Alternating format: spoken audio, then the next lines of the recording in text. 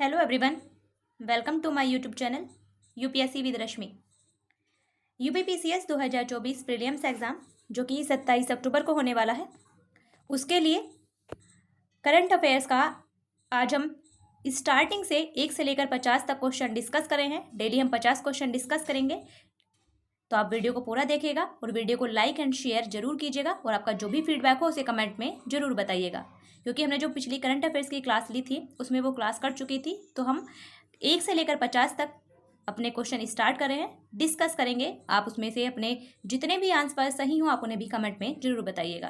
तो current affairs का practice set number ये हमारा 3 है। 2 प्रैक्टिस सेट हम ऑलरेडी कंप्लीट कर चुके थे, आपने अगर वो नहीं देखे हैं तो आप उन्हें भी देख सकते हैं। तो आज का हमारा फर्स्ट क्वेश्चन है, भारतीय अंतरिक्ष अनुसंधान संगठन यानी कि इसरो।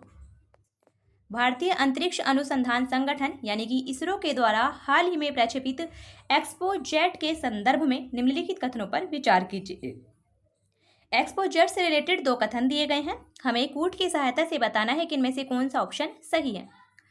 एक्सपोजेट कथन नंबर 1 है, यह मिशन खगोलीय स्रोतों से ब्रह्मांडीय एक्सरे के ध्रुवीकरण का अध्ययन करने संबंधी भारत के समर्पित वैज्ञानिक प्रयास को दर्शाता है। तो कथन 1 हमारा बिल्कुल सही है। इसरो के द्वारा PSLV C58 polar satellite launch vehicle C58 के द्वारा इस एक्सपोजेट को प्रक्षेपित किया गया है। आंध्र प्रदेश के श्रीहरिकोटा के सतीश धवन अंतरिक्ष केंद्र से इसका प्रक्षेपण किया गया था 1 जनवरी 2024 को। तो ये मिशन क्या है? एक्सपोजेट ये मिशन है खगोलीय स्रोतों से ब्रह्मांडीय एक्सरे के ध्रुवीकरण का अध्ययन करने संबंधी भारत के समर्पित पहला वैज्ञानिक प्रयास है। तो कथन 1 हमारा बिल्कुल सही है। कथन नंबर 2 है, इस प्रक्षेपण के बाद भारत ब्लैक होल और न्यूट्रॉन नक्षत्रों के अध्ययन के लिए विशिष्ट खगोल शास्त्रीय वेधशाला भेजने वाला पहला देश बन गया है। तो ये कथन हमारा गलत हो जाएगा, क्योंकि ऐसा करने वाला भारत दूसरा देश बना है, ना कि पहला, इसलिए ये कथन हमारा गलत हो जाएगा। बाकी सारा सही है कि इस प्रक्षेपण के बाद भारत ब्लैक होल और न्यूट्रॉन नक्षत्रों के अध्ययन के लिए विशिष्ट खगोल शास्त्रीय वेधशाला भेजने वाला दूसरा देश बन गया है। तो कथन 2 हमारा गलत है। पहला देश कौन है? पहला देश है हमारा अमेरिका, ये भी ध्यान रखिएगा, पहला देश है अमेरिका। अमेरिका की जो अंतरिक्ष एजेंसी है नासा, उसके द्वारा ये पहला मिशन भेजा गया था, भारत ऐसा करने वाला दूसरा देश बना है। तो हमारा सही आंसर होगा केवल कथन 1 सही है, यानी कि ऑप्शन नंबर ए हमारा बिल्कुल सही आंसर है। नेक्स्ट क्वेश्चन है हमारा, हाल ही में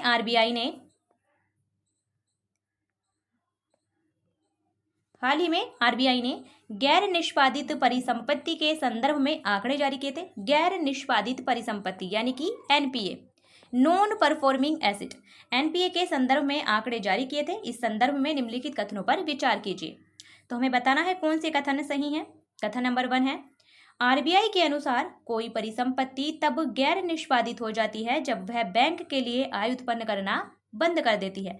तो कथन 1 हमारा बिल्कुल सही है। आरबीआई की परिभाषा के अनुसार कोई परिसंपत्ति, कोई एसेट तब गैर निष्पादित संपत्ति हो जाती है, तब एनपीए के रूप में वो परिवर्तित हो जाती है जब वह बैंक के लिए आय उत्पन्न करना बंद कर देती है, इसलिए कथन 1 हमारा बिल्कुल सही है। कथन नंबर 2 है, कृषि के लिए यदि एक शस्य ऋतु के लिए मूलधन और ब्याज का भुगतान नहीं किया जाता है तो ऋण को गैर निष्पादित परिसंपत्ति के रूप में वर्गीकृत किया जाता है। तो ये कथन हमारा गलत हो जाएगा। क्यों? क्योंकि कृषि के लिए एक शस्य ऋतु नहीं बल्कि 2 शस्य ऋतु, कृषि के लिए यदि 2 शस्य ऋतु के लिए मूलधन और ब्याज का भुगतान नहीं किया जाता है तो फिर उस ऋण को गैर निष्पादित परिसंपत्ति के रूप में वर्गीकृत किया जाता है। तो हमारा सही आंसर होगा केवल कथन 1 सही है, यानी कि ऑप्शन नंबर सी हमारा सही आंसर है। यह भी ध्यान रखिएगा कि कौन से ऑप्शन में वो आपका कथन दिया गया है। केवल 1, केवल 2, कभी आप ए बी सी इस तरह से माने कि केवल 1 ऑप्शन नंबर ए में होगा, केवल 2 ऑप्शन नंबर बी में होगा, तो कभी कभी ऑप्शन को चेंज भी कर दिया जाता है, तो आपको ऑप्शन भी ध्यान से देखने हैं। अब देखते हैं नेक्स्ट क्वेश्चन। हमारा नेक्स्ट क्वेश्चन है, हाल ही में उत्तर प्रदेश के किस जिले में बालिकाओं के लिए पहले पूर्ण सैनिक स्कूल संविद गुरुकुलम सैनिक स्कूल का उद्घाटन किया गया था? ऑप्शन है A Sonbhadra, option B Prayagraj, option C Gorakhpur और ऑप्शन डी मथुरा। हमारा सही answer option number D Mathura. रक्षा मंत्री श्री राजनाथ सिंह के द्वारा उत्तर प्रदेश के मथुरा के वृंदावन में पहले पूर्ण सैनिक स्कूल बालिकाओं के लिए पहला पूर्ण सैनिक स्कूल संविद गुरुकुलम सैनिक स्कूल का उद्घाटन किया गया था। नेक्स्ट क्वेश्चन है, हाल ही में किस राज्य में 108 स्थानों पर एक साथ सबसे अधिक लोगों के द्वारा सूर्य नमस्कार करने का गिनीज वर्ल्ड रिकॉर्ड बनाने की उल्लेखनीय उपलब्धि के साथ वर्ष 2024 का स्वागत किया गया था? ऑप्शन है A Uttar Pradesh, option B Gujarat, option C Maharashtra, option D Kerala. हमारा सही आंसर होगा ऑप्शन नंबर बी गुजरात।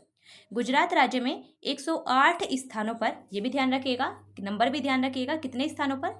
108 स्थानों पर एक साथ सबसे अधिक लोगों के द्वारा सूर्य नमस्कार करने का गिनीज वर्ल्ड रिकॉर्ड बनाया गया था। जनवरी 2024 की घटना है और इन 108 स्थानों में से जो गुजरात का मोढेरा का सूर्य मंदिर है वो भी इसमें शामिल था, तो इसे भी आप ध्यान रखिएगा। मोढेरा का सूर्य मंदिर ये बहुत फेमस है, तो ये कहाँ है? मोढेरा का सूर्य मंदिर गुजरात में है, इसे भी आप ध्यान रखिएगा, ये भी आपसे पूछा जा सकता है, ये भी इन स्थानों में शामिल था।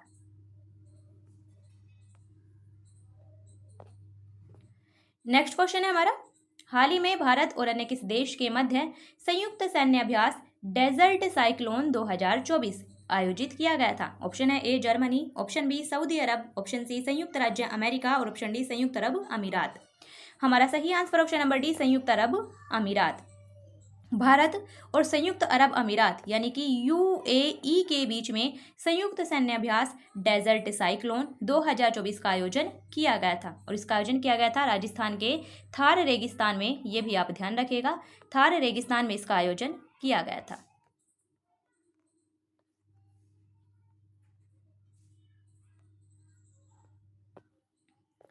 नेक्स्ट क्वेश्चन है, हाल ही में यानी कि जनवरी 2024 में किस राज्य के खरसावा में केंद्रीय कृषि और किसान कल्याण मंत्रालय के द्वारा विकसित गांव विकसित भारत थीम पर किसान समागम आयोजित किया गया था? ऑप्शन है A Bihar, option B Jharkhand, option C Telangana और ऑप्शन डी है हमारा मिजोरम। तो इसका सही आंसर होगा option number B Jharkhand. Jharkhand राज्य के खरसावा में, झारखंड राज्य में एक जगह है खरसावा, तो झारखंड राज्य के खरसावा में केंद्रीय कृषि और किसान कल्याण मंत्रालय के द्वारा विकसित गांव विकसित भारत इस थीम पर, यह भी थीम ध्यान रखिएगा, विकसित गांव विकसित भारत थीम पर किसान समागम का आयोजन किया गया था।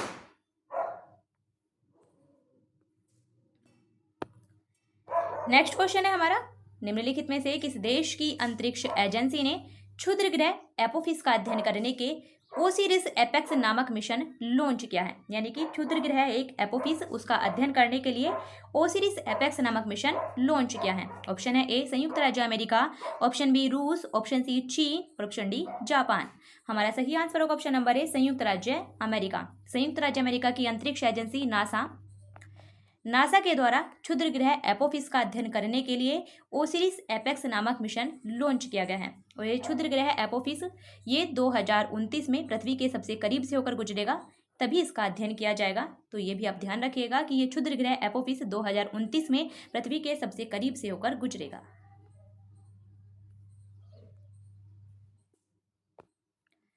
नेक्स्ट क्वेश्चन है हमारा क्वेश्चन नंबर 8, हाल ही में चर्चा में रही श्रेष्ठा योजना किस मंत्रालय की पहल है? ऑप्शन है ए शिक्षा मंत्रालय, ऑप्शन बी कृषि एवं किसान कल्याण मंत्रालय, ऑप्शन सी सामाजिक न्याय और अधिकारिता मंत्रालय और ऑप्शन डी कौशल विकास और उद्यमिता मंत्रालय। हमारा सही आंसर ऑप्शन नंबर सी सामाजिक न्याय और अधिकारिता मंत्रालय। श्रेष्ठा योजना ये सामाजिक न्याय और अधिकारिता मंत्रालय की पहल है। उसमें क्या है, इसमें जो क्षेत्र निश्चित किए गए हैं उन निश्चित क्षेत्रों में कक्षा 10वीं तक आवासीय शिक्षा उपलब्ध कराने का इसमें प्रावधान किया गया है। नेक्स्ट क्वेश्चन है हमारा, हाल ही में यानी कि जनवरी 2024 में किस देश ने वैज्ञानिक अन्वेषण में एक महत्वपूर्ण क्षण का संकेत देते हुए अपना अभूतपूर्व महासागर ड्रिलिंग पोत मैंगजियांग प्रस्तुत किया था? तो महासागर ड्रिलिंग पोत है ये, नाम ध्यान रखिएगा, मैंगजियांग। तो किस देश में किया था ये? ऑप्शन है हमारा ए रूस, ऑप्शन बी चीन, ऑप्शन सी जापान और ऑप्शन डी दक्षिण कोरिया। हमारा इसका सही आंसर होगा ऑप्शन नंबर बी चीन। ये चीन का है, महासागर ड्रिलिंग पोत है, मेंटल परत तक पहुंचने के लिए इसे बनाया गया है। तो चीन ने इसे बनाया है और इसका नाम रखा गया है मैंगजियांग। और चीनी भाषा में इसका नाम है ड्रीम, ये भी ध्यान रखिएगा। चीनी भाषा में इसका नाम है ड्रीम, वैसे इसका नाम दिया गया है मैंगजियांग, लेकिन चीनी भाषा में इसका नाम है ड्रीम। चीनी भाषा में इसका नाम है ड्रीम।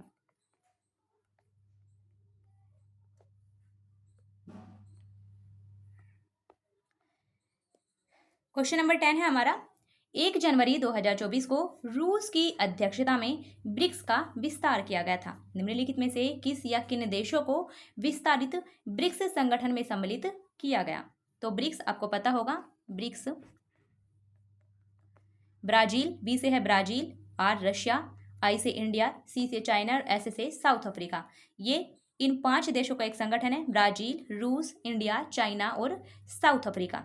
तो ब्रिक्स में रूस 2024 में इसका अध्यक्ष बना है। 1 जनवरी 2024 को रूस को इसकी अध्यक्षता दी गई थी, तो तब ब्रिक्स का विस्तार किया गया था। अब वर्तमान में ब्रिक्स में 5 की जगह 10 देश हो गए हैं। दरअसल जो 15वां ब्रिक्स शिखर सम्मेलन आयोजित किया गया था दक्षिण अफ्रीका में, जोहान्सबर्ग में आयोजित किया गया था दक्षिण अफ्रीका में, तो उसमें कुल 6 देशों को ब्रिक्स में शामिल करने की घोषणा की गई थी, लेकिन उनमें से एक देश ने मना कर दिया और 5 देशों को 1 जनवरी 2024 में ब्रिक्स में शामिल किया गया। तो उनमें कौन थे? इथोपिया उनमें शामिल था। अर्जेंटीना के राष्ट्रपति ने मना कर दिया था शामिल करने के लिए, पहले बोला गया था, लेकिन बाद में अर्जेंटीना में चुनाव हुए तो अर्जेंटीना के जो नए राष्ट्रपति बने जेवियर माइली, उन्होंने ब्रिक्स में शामिल होने से मना कर दिया। तो अर्जेंटीना ने मना कर दिया, ईरान को शामिल किया गया और सऊदी अरब को शामिल किया गया। तो 1, 3 और 4 हमारा बिल्कुल सही आंसर है। हमारा सही आंसर होगा option number C, Ethiopia, Iran और सऊदी अरब को ब्रिक्स में शामिल किया गया था। इसके साथ ही मिस्र को शामिल किया गया, क्योंकि कुल 5 देशों को शामिल किया गया था। घोषणा 6 की गई थी, लेकिन अर्जेंटीना ने मना कर दिया, इसलिए कुल 5 देशों को शामिल किया गया, जिनमें इथोपिया था, ईरान था, सऊदी अरब था, मिस्र था और साथ ही था UAE यानी कि संयुक्त अरब अमीरात। तो इन 10 देशों के नाम आपको ध्यान रखना है कि ब्रिक्स में कौन कौन से देश शामिल हैं। 5 तो ऑलरेडी आपको पता है, ब्राजील, रशिया, इंडिया, चाइना और साउथ अफ्रीका, और 5 अब इसमें शामिल किए गए हैं नए देश, उनका नाम जरूर ध्यान रखिएगा, इथियोपिया, ईरान, सऊदी अरब, मिस्र और UAE यानी कि संयुक्त अरब अमीरात। अर्जेंटीना के राष्ट्रपति ने मना कर दिया था, ये भी आपको ध्यान रखना है।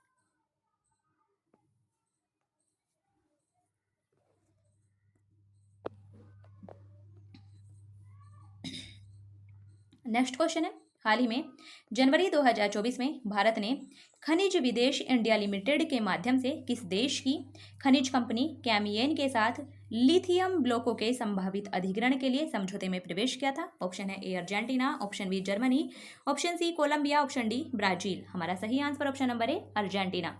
अर्जेंटीना के साथ लिथियम समझौता किया गया था।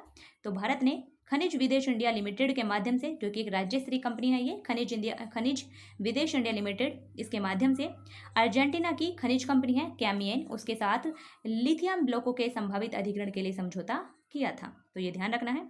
और लिथियम को व्हाइट गोल्ड भी कहा जाता है, ये भी ध्यान रखिएगा। इसे श्वेत स्वर्ण यानी कि व्हाइट गोल्ड भी इसे कहा जाता है।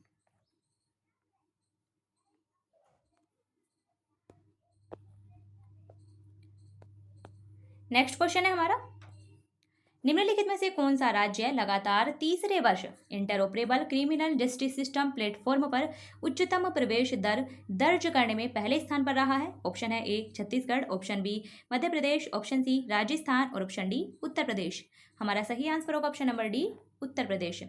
उत्तर प्रदेश राज्य लगातार तीसरे वर्ष interoperable criminal justice system platform पर उच्चतम प्रवेश दर्ज हासिल करने वाला पहले स्थान पर रहा है उत्तर प्रदेश।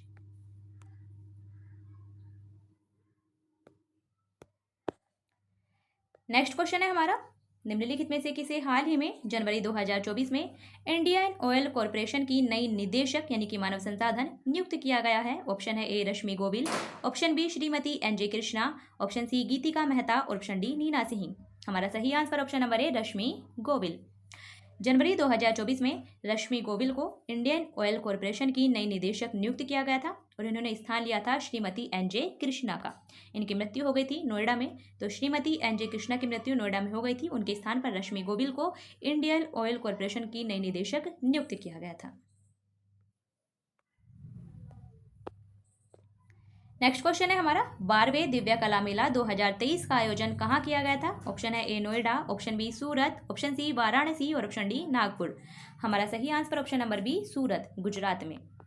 12वें दिव्य कला मेला 2023 का आयोजन किया गया था सूरत, गुजरात में।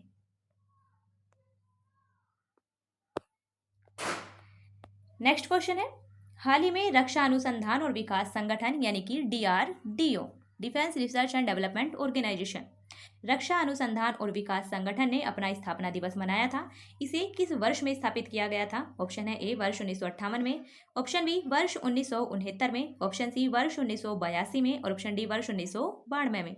हमारा सही आंसर ऑप्शन नंबर ए वर्ष 1958 में। हाल ही में रक्षा अनुसंधान और विकास संगठन यानी कि DRDO ने अपना 66वां स्थापना दिवस मनाया था 1 जनवरी 2024 को और इसे स्थापित किया गया था वर्ष 1958 में।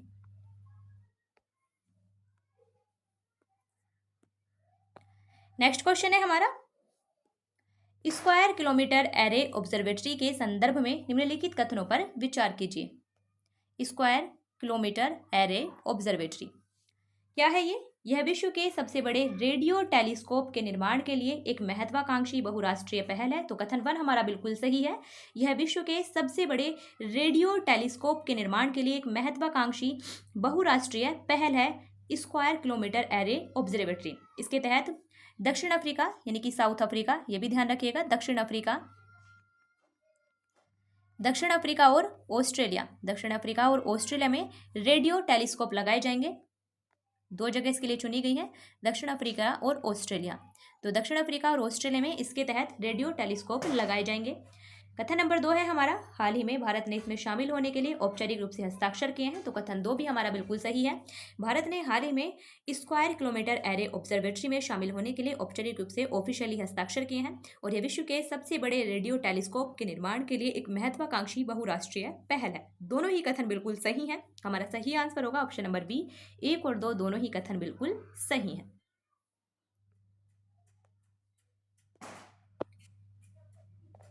नेक्स्ट क्वेश्चन है हमारा, निम्नलिखित में से कौन सितंबर 2023 में केंद्र सरकार के द्वारा शुरू की गई PM विश्वकर्मा योजना को लागू करने वाला पहला केंद्र शासित प्रदेश है? ऑप्शन है A Lakshadweep, option B Puducherry, option C Jammu Kashmir और ऑप्शन डी दिल्ली। हमारा सही answer option number C Jammu Kashmir. PM Vishwakarma Yojana सितंबर 2023 में केंद्र सरकार के द्वारा शुरू की गई थी, ये भी आप ध्यान रखिएगा। और PM विश्वकर्मा योजना को लागू करने वाला पहला केंद्र शासित प्रदेश बना है जम्मू कश्मीर।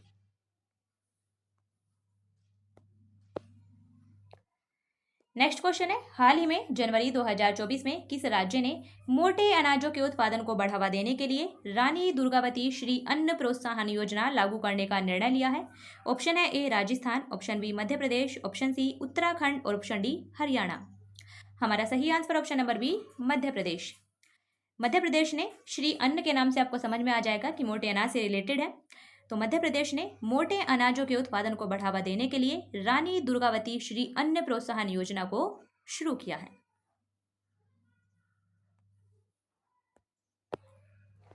नेक्स्ट क्वेश्चन है हमारा, जनवरी 2024 में किस देश ने आधिकारिक तौर पर यानी कि ऑफिशियली हिम तेंदुए को अपना राष्ट्रीय प्रतीक घोषित किया है? हिम तेंदुए का वैज्ञानिक नाम है पैंथेरा अंसिया, ये भी आप ध्यान रखिएगा, पूछा जा सकता है। हिम तेंदुआ चर्चा में रहा है 2024 में बहुत ज़्यादा। तो हिम तेंदुए का वैज्ञानिक नाम है पैंथेरा अंसिया। तो 2024 में किस देश ने आधिकारिक तौर पर हिम तेंदुए को अपना राष्ट्रीय प्रतीक घोषित किया है? ऑप्शन है A Kyrgyzstan, option B Tajikistan, option C Turkmenistan और ऑप्शन डी उज्बेकिस्तान। हमारा सही आंसर होगा option number A Kyrgyzstan.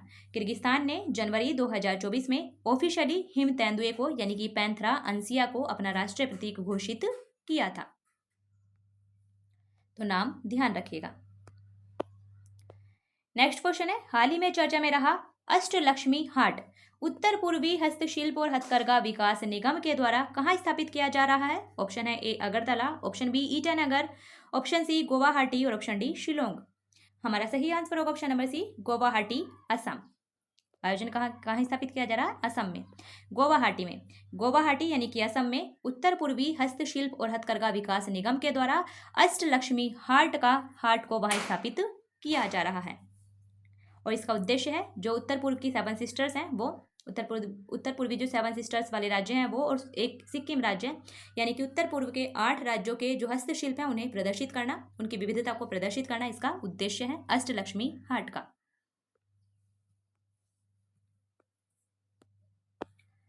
Next question है हमारा, हाल ही में यानी कि जनवरी 2024 में भारतीय राष्ट्रीय राजमार्ग प्राधिकरण NHAI national highway authority of India राष्ट्रीय राजमार्ग प्राधिकरण उसने हरित आवरण सूचकांक को विकसित करने के लिए किसके साथ एक समझौता ज्ञापन पर हस्ताक्षर किए हैं?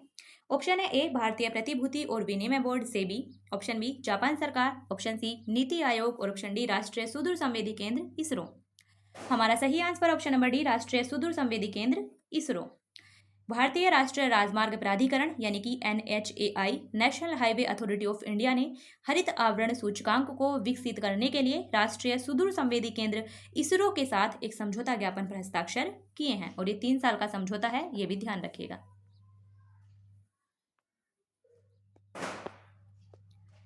नेक्स्ट क्वेश्चन है हमारा, निम्नलिखित में से कौन भारत सरकार की प्रोडक्शन लिंक्ड इंसेंटिव योजना के तहत मंजूरी प्राप्त करने वाली पहली भारतीय ईवी कंपनी है? ऑप्शन है A hero electric, option B Ola electric, option C Mahindra electric और ऑप्शन डी ओकिनावा। हमारा सही answer option number B Ola electric.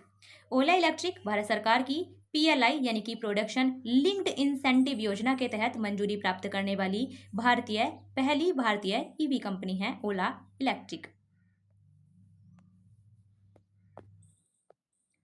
Next question है, हाल ही में किस राज्य के उत्पादों काला नुनिया चावल, कोडियाल साड़ी और टंगाई साड़ी ने प्रतिष्ठित GI टैग प्राप्त किया है? ऑप्शन है ए पश्चिम Bengal, option B Andhra Pradesh, option C Odisha और ऑप्शन डी बिहार।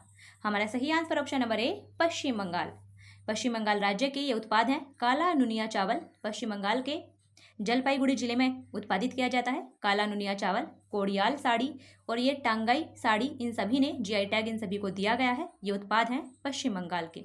और साथ ही एक और उत्पाद है सुंदरवन शहद, इसे भी सुंदरवन का जो शहद है सुंदरवन शहद, इसे भी GI टैग दिया गया है, इसे भी ध्यान रखिएगा, ये भी पश्चिम बंगाल का ही उत्पाद है। तो पश्चिम बंगाल के ये उत्पाद हैं काला नुनिया चावल, कोडियाल साड़ी, टांगाई साड़ी और साथ ही सुंदरवन शहद, इन सभी को GI टैग दिया गया था। नेक्स्ट क्वेश्चन है, नौसेनाभ्यास मिलन। तो मिलन क्या है? एक नौसेनाभ्यास है। इसके संदर्भ में निम्नलिखित कथनों पर विचार कीजिए।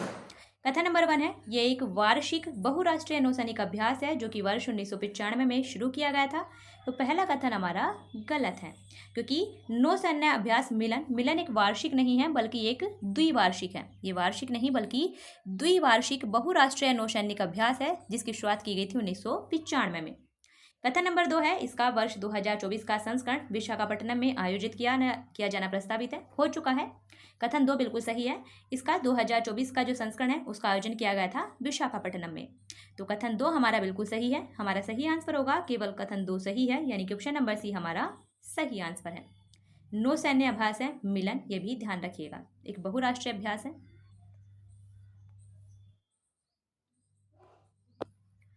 नेक्स्ट क्वेश्चन है हमारा, हाल ही में प्रधानमंत्री ने रानी वेलु नचियार की जयंती पर श्रद्धांजलि अर्पित की। इनके संदर्भ में निम्नलिखित कथनों पर विचार कीजिए।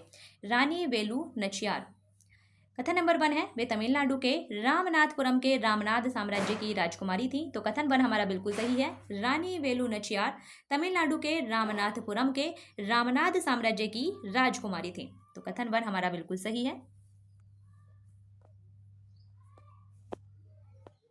कथन नंबर 2 है हमारा, कथन 1 हमारा बिल्कुल सही है। कथन नंबर 2 है, उन्हें भारत में ब्रिटिश औपनिवेशिक सत्ता के विरुद्ध लड़ने वाली पहली रानी के रूप में सम्मानित किया जाता है। तो कथन 2 भी हमारा बिल्कुल सही है। रानी वेलु नचियार को भारत में ब्रिटिश औपनिवेशिक सत्ता के विरुद्ध लड़ने वाली पहली रानी के रूप में सम्मानित किया जाता है। हमारा सही आंसर होगा, दोनों ही कथन बिल्कुल सही है, यानी कि ऑप्शन नंबर बी हमारा सही आंसर है।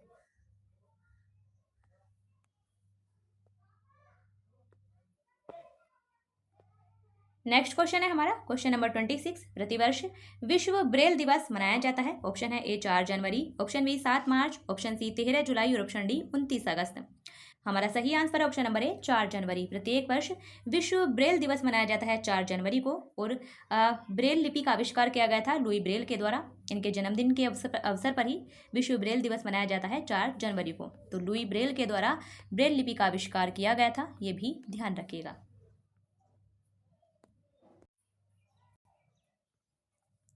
नेक्स्ट क्वेश्चन देखते हैं।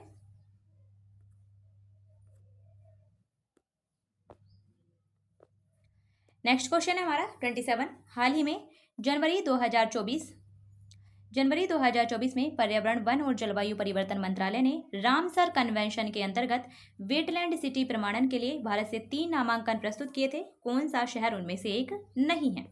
हमें बताना है कि कौन सा शहर नहीं है। ऑप्शन है ए Indore Madhya Pradesh, option B Bhopal Madhya Pradesh, option C Udaipur Rajasthan और ऑप्शन डी कटक उड़ीसा। हमारा सही answer option number D Cuttack Odisha, क्योंकि कटक ओडिशा इनमें शामिल नहीं है।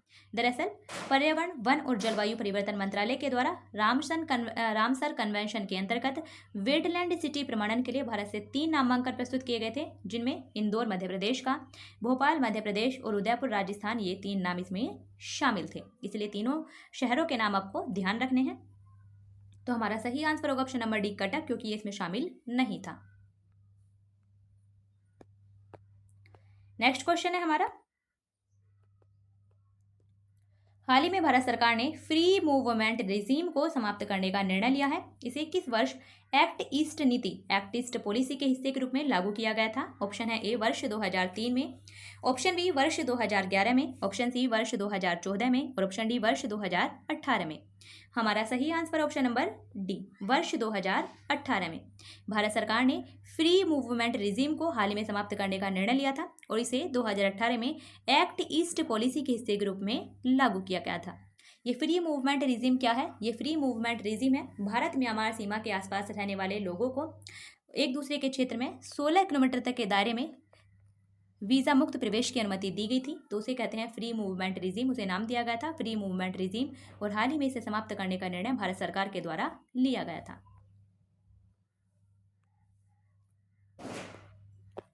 नेक्स्ट क्वेश्चन है, हाल ही में यानी कि जनवरी 2024 में उत्तर प्रदेश के मुख्यमंत्री ने किस स्थान से राज्य के पहले फ्लोटिंग वातानुकूलित रेस्तरां का उद्घाटन किया था?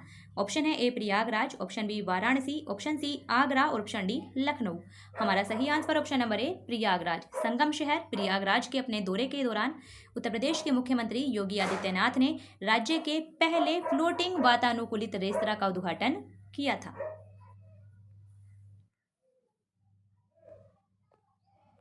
नेक्स्ट क्वेश्चन है हमारा, हाल ही में चर्चा में रही पृथ्वी विज्ञान योजना में निम्न सम्मिलित उपयोजना या उपयोजनाएं हैं। दरअसल पृथ्वी विज्ञान योजना एक अम्ब्रेला योजना है, ये ध्यान रखिएगा। अम्ब्रेला योजना उसे कहते हैं जिसके अंतर्गत कई उपयोजनाएं शामिल होती हैं। तो पृथ्वी विज्ञान योजना भी एक अम्ब्रेला योजना है, क्योंकि इसके अंतर्गत कुल 5 उपयोजनाएं शामिल हैं। तो हमें बताना है इनमें से कौन सी उपयोजनाएं इसमें शामिल हैं। नंबर 1 है वायुमंडल और जलवायु अनुसंधान प्रारूप निरीक्षण प्रणाली और सेवाएं, यानी कि अक्रोस इसे नाम दिया गया है, तो इसमें शामिल है। नंबर 2 है महासागर सेवाएं प्रारूप अनुप्रयोग संसाधन और प्रौद्योगिकी, यानी कि ओ स्मार्ट इसे नाम दिया गया है, ये भी इसमें शामिल है। नंबर 3 है ध्रुवीय विज्ञान और क्रायोस्फीयर अनुसंधान, इसे पेसर नाम दिया गया है, ये भी इसमें शामिल है। और नंबर 4 है भूकंप विज्ञान और भू विज्ञान, यानी कि सेज इसे नाम दिया गया है, ये भी इसमें शामिल है। तो चर्चा में रही पृथ्वी विज्ञान योजना में ये चारों योजनाएं सम्मिलित हैं। इसमें 5वीं योजना है, इसकी 5वीं उपयोजना है रीच आउट, इसे भी ध्यान रखिएगा। 5वीं उपयोजना है इसकी रीच आउट। तो पृथ्वी विज्ञान योजना की ये 5 उपयोजनाएं हैं। हमारा सही आंसर होगा ऑप्शन नंबर डी 1, 2, 3 और 4, ये सभी इसमें शामिल है।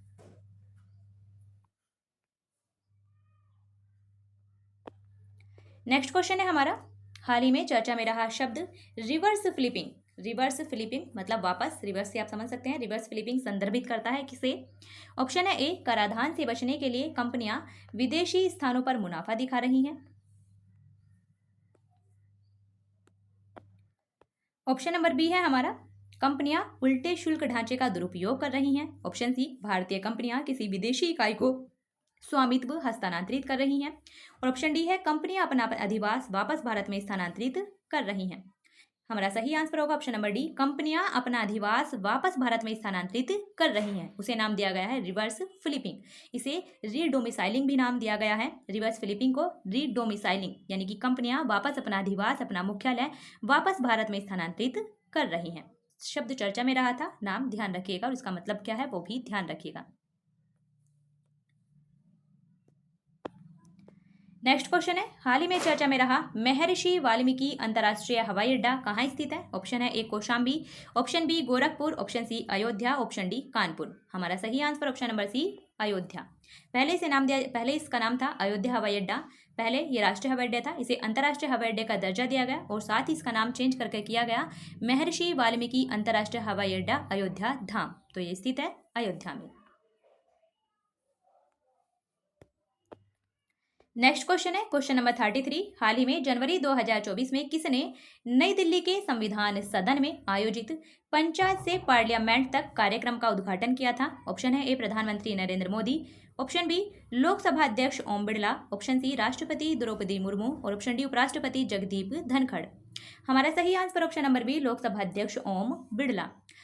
लोकसभा अध्यक्ष ओम बिरला के द्वारा नई दिल्ली के संविधान सदन में आयोजित पंचायत से पार्लियामेंट तक इस कार्यक्रम का उद्घाटन किया गया था। नेक्स्ट क्वेश्चन है हाल ही में फ्रैंकोइस बेटनकोर्ट मेयर्स 100 अरब डॉलर की संपत्ति अर्जित करने वाली विश्व की पहली महिला बनी है। ये किस देश की हैं? ऑप्शन है ए फ्रांस, ऑप्शन बी संयुक्त राज्य अमेरिका, ऑप्शन सी जापान और ऑप्शन डी ब्रिटेन। हमारा सही आंसर होगा ऑप्शन नंबर ए फ्रांस। ब्लूमबर्ग बिलियनियर्स के द्वारा ये रिपोर्ट जारी की गई है और फ्रैंकोइस बेटनकोर्ट मेयर्स 100 अरब डॉलर की संपत्ति अर्जित करने वाली विश्व की पहली महिला बनी है। इन्होंने रिपोर्ट बनाया है। ये कहाँ की है? फ्रांस की है। नाम इनका ध्यान रखिएगा। नेक्स्ट क्वेश्चन है हमारा निम्नलिखित कथनों पर विचार कीजिए। कथन नंबर 1 है हमारा भारत में प्रतिवर्ष 5 जनवरी के दिन को राष्ट्रीय पक्षी दिवस के रूप में मनाया जाता है। तो कथन 1 हमारा बिल्कुल सही है। भारत में प्रतिवर्ष 5 जनवरी को राष्ट्रीय पक्षी दिवस के रूप में मनाया जाता है।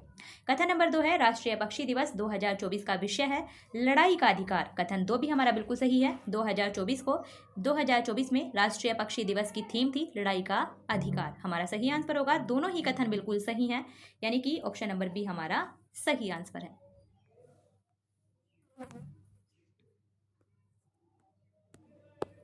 नेक्स्ट क्वेश्चन है हमारा जल शक्ति मंत्रालय के अनुसार जल जीवन मिशन ने 14 करोड़ ग्रामीण परिवारों को नल जल कनेक्शन प्रदान करने की महत्वपूर्ण उपलब्धि हासिल कर ली है।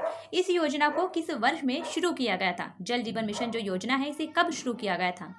ऑप्शन है ए वर्ष 2017 में, ऑप्शन बी वर्ष 2018 में, ऑप्शन सी वर्ष 2019 में और ऑप्शन डी वर्ष 2020 में। हमारा सही आंसर ऑप्शन नंबर सी वर्ष 2019 में। 15 अगस्त 2019 को प्रधानमंत्री नरेंद्र मोदी के द्वारा इस जल जीवन मिशन योजना को शुरू किया गया था और हाल ही में जल शक्ति मंत्रालय के अनुसार ये रिपोर्ट दी गई थी। मतलब उन्होंने बताया था कि 14 करोड़ ग्रामीण परिवारों को नल जल कनेक्शन प्रदान करने की इसने उपलब्धि हासिल कर ली है। तो ये चर्चा में रही है योजना, इसे ध्यान रखिएगा कि कब इसे शुरू किया गया था। नेक्स्ट क्वेश्चन है हमारा निम्नलिखित कथनों पर विचार कीजिए। 2 कथन दिए गए हैं। कथन नंबर 1 है हमारा आदित्य L1 भारत का पहला सौर अभियान है जिसे हाल ही में सफलतापूर्वक अपनी कक्षा में स्थापित किया गया है। तो कथन 1 हमारा बिल्कुल सही है। आदित्य L1 भारत का पहला सौर मिशन है, भारत का पहला सौर अभियान है जिसे सफलतापूर्वक अपनी कक्षा में स्थापित किया गया था। कथन 1 हमारा बिल्कुल सही है।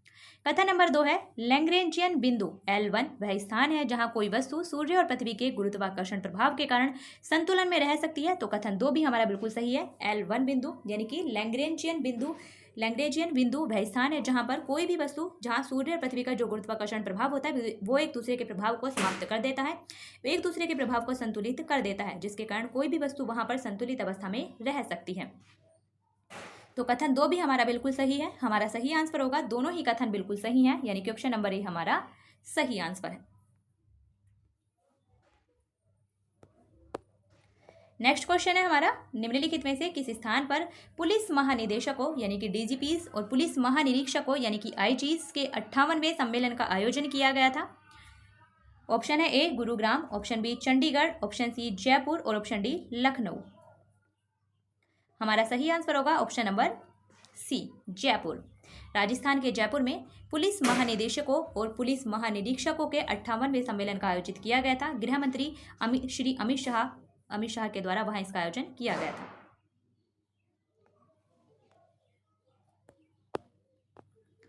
नेक्स्ट क्वेश्चन है निम्नलिखित में से किसने 1 जनवरी 2024 को यूरोपीय निवेश बैंक के 8वें अध्यक्ष के रूप में पदभार ग्रहण किया था? ऑप्शन है A Patrick Fiala, option B Nadia Calvino Santa Maria, option C Klaus M शेव और ऑप्शन डी क्रिस्टालिना जॉर्जीवा। हमारा सही answer option number B, Nadia Calvino Santa Maria. 1 जनवरी 2024 को नादिया कैल्विनो सांता मारिया ने यूरोपीय निवेश बैंक के 8वें अध्यक्ष के रूप में पदभार ग्रहण किया था। स्पेन के हैं, ये भी ध्यान रखिएगा। एक स्पेनिश लेखक और सिविल सेवक हैं। स्पेनिश अर्थशास्त्री और सिविल सेवक हैं।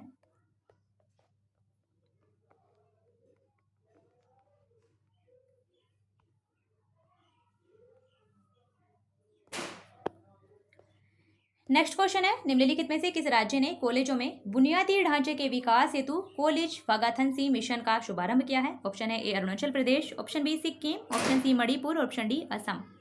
हमारा सही answer option C Manipur. Manipur राज्य के द्वारा कॉलेजों में बुनियादी ढांचे के विकास के लिए यानी कि इंफ्रास्ट्रक्चर के विकास के लिए कॉलेज फगाथनसी मिशन का शुभारंभ किया गया है।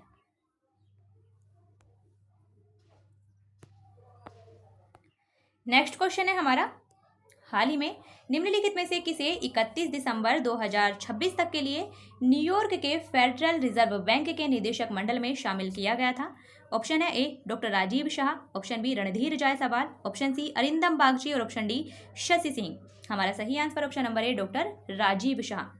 31 दिसंबर 2026 तक के लिए न्यूयॉर्क के फेडरल रिजर्व बैंक के निदेशक मंडल में शामिल किया गया है डॉक्टर राजीव शाह को। नेक्स्ट क्वेश्चन है, निम्नलिखित में से किस मंत्रालय को जनवरी 2024 में आयोजित लोक नीति संवाद सम्मेलन में नवाचार सैंडबॉक्स प्रस्तुति में प्रथम पुरस्कार से सम्मानित किया गया था? ऑप्शन है ए सहकारिता मंत्रालय, ऑप्शन बी महिला एवं बाल विकास मंत्रालय, ऑप्शन सी कृषि एवं किसान कल्याण मंत्रालय और ऑप्शन डी पंचायती राज मंत्रालय। हमारा सही आंसर ऑप्शन नंबर डी पंचायती राज मंत्रालय। पंचायती राज मंत्रालय को जनवरी 2024 में आयोजित लोक नीति संवाद सम्मेलन में नवाचार सैंडबॉक्स प्रस्तुति में फर्स्ट प्राइज से सम्मानित किया गया था। नेक्स्ट क्वेश्चन है हमारा, निम्नलिखित में से किसे कुवेंपु राष्ट्रीय पुरस्कार 2023 प्रदान किया गया है, जो कि उन लेखकों को सम्मानित करता है जिन्होंने किसी भी भारतीय भाषा में महत्वपूर्ण योगदान दिया है? तो किसे दिया गया है 2023 का कुवेंपु राष्ट्रीय पुरस्कार? ऑप्शन नंबर ए है Pushpa Bharti, option B Shirshendu Mukhopadhyay, option C V Madhusoodanan Rai Nair और option D doctor Dipti Ranjan Sahu. हमारा सही answer option number B Shirshendu Mukhopadhyay. Shirshendu Mukhopadhyay को 2023 का कुवेंपु राष्ट्रीय पुरस्कार दिया गया है और ये बंगाली भाषा के लेखक हैं, ये भी ध्यान रखिएगा।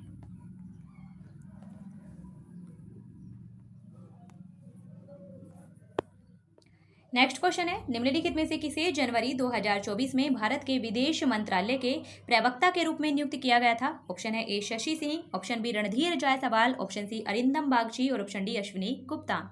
हमारा सही आंसर है option number B Randhir Jaiswal. Randhir Jaiswal को जनवरी 2024 में भारत के विदेश मंत्रालय के प्रवक्ता के रूप में नियुक्त किया गया था और इन्होंने स्थान लिया था अरिंदम बागची का। अरिंदम बागची के स्थान पर रणधीर जायसवाल को नियुक्त किया गया था। नेक्स्ट क्वेश्चन है, निम्नलिखित में से किसे जनवरी 2024 में 3 वर्ष की अवधि के लिए एशियाई विकास बैंक यानी कि एशियन डेवलपमेंट बैंक एशियाई विकास बैंक का कार्यकारी निदेशक नियुक्त किया गया है? ऑप्शन है ए विकासशील, ऑप्शन बी स्मिता सारंगी, ऑप्शन सी कल्याण रेवेला और ऑप्शन डी सेंथिल पांडियन सी। हमारा सही आंसर ऑप्शन नंबर ए विकासशील को जनवरी 2024 में 3 वर्ष की अवधि के लिए एशियाई विकास बैंक यानी कि एशियन डेवलपमेंट बैंक का कार्यकारी निदेशक नियुक्त किया गया है विकासशील को। और एशियाई विकास बैंक का मुख्यालय कहाँ है? मनीला, फिलीपींस में। ये भी आप ध्यान रखिएगा। एशियन डेवलपमेंट बैंक का मुख्यालय है मनीला, फिलीपींस में।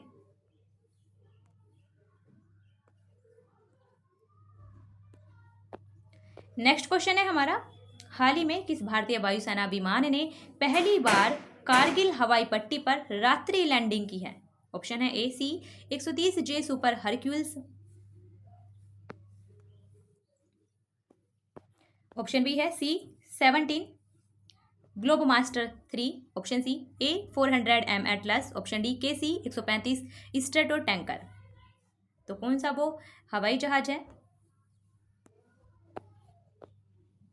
वायुसेना का विमान है, कौन सा है वो वायुसेना का विमान? वो है ऑप्शन नंबर ए हमारा बिल्कुल सही आंसर है। C-130J सुपर हरक्यूलस वो वायुसेना का विमान है जिसने पहली बार कारगिल हवाई पट्टी पर रात्रि लैंडिंग की है। इसका नाम ध्यान रखिएगा।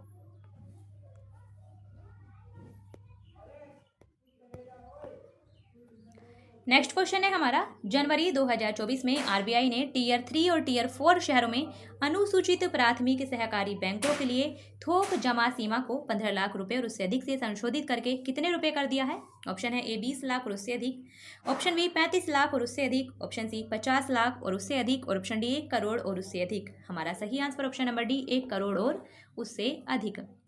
जनवरी 2024 में आरबीआई ने टीयर 3 और 4 शहरों में अनुसूचित प्राथमिक यानी कि शहरी सहकारी बैंकों के लिए थोक जमा सीमा को 15 लाख रुपए और उससे अधिक से संशोधित करके 1 करोड़ और उससे अधिक रुपए कर दिया है। नेक्स्ट क्वेश्चन है, जनवरी 2024 में केंद्रीय मंत्री डॉक्टर मनसुख मांडविया ने किस शहर में देश की पहली स्वस्थ और स्वच्छ फूड स्ट्रीट प्रसादम का उद्घाटन किया था? ऑप्शन है A Puri, option B Ujjain, option C Dwarka और ऑप्शन डी मथुरा। हमारा सही answer option number B Ujjain, Madhya Pradesh में उज्जैन को केंद्रीय मंत्री डॉक्टर मनसुख मांडविया ने उज्जैन शहर में देश की पहली स्वस्थ और स्वच्छ फूड स्ट्रीट प्रसादम का उद्घाटन किया था। नेक्स्ट क्वेश्चन है, मैपल्स ऐप पर सभी दुर्घटना ब्लैक स्पॉट को मैप करने वाला भारत का पहला राज्य है? ऑप्शन है A Kerala, option B Telangana, option C Punjab, option D Goa. हमारा सही answer option number C Punjab. Mappls app पर सभी दुर्घटना ब्लैक स्पॉट को मैप करने वाला भारत का पहला राज्य बना है पंजाब राज्य। और आज का लास्ट क्वेश्चन है, 50 नंबर क्वेश्चन है हमारा, निम्नलिखित में से कौन सा देश डिजिटल शेंगेन वीजा पेश करने वाला पहला यूरोपीय संघ का सदस्य देश है? ऑप्शन है A Greece, option B Germany, option C France और ऑप्शन डी फिनलैंड। तो हमारा सही answer option number C France यूरोपीय संघ का पहला ऐसा सदस्य देश है जिसने डिजिटल शेंगेन वीजा पेश किया था। तो हमारा सही आंसर होगा ऑप्शन नंबर सी फ्रांस। ये था हमारा आज का वीडियो जिसमें हमने क्वेश्चन नंबर 1 से लेकर 50 तक करंट अफेयर्स के 50 क्वेश्चन डिस्कस किए हैं। आपके कितने क्वेश्चन सही हुए हैं आप उसे कमेंट में जरूर बताइएगा, अपना फीडबैक जरूर दीजिएगा। वीडियो को लाइक एंड शेयर जरूर कीजिए, प्लीज़ वीडियो को लाइक एंड शेयर जरूर कीजिए और चैनल को सब्सक्राइब जरूर कीजिए। अच्छे से पढ़िए, रिवाइज कीजिए। आपका जो भी डाउट हो या जो भी क्वेश्चन हो आप उसे कमेंट बॉक्स में लिख सकते हैं। फिर मिलते हैं नेक्स्ट वीडियो में, तब तक के लिए बेस्ट ऑफ लक।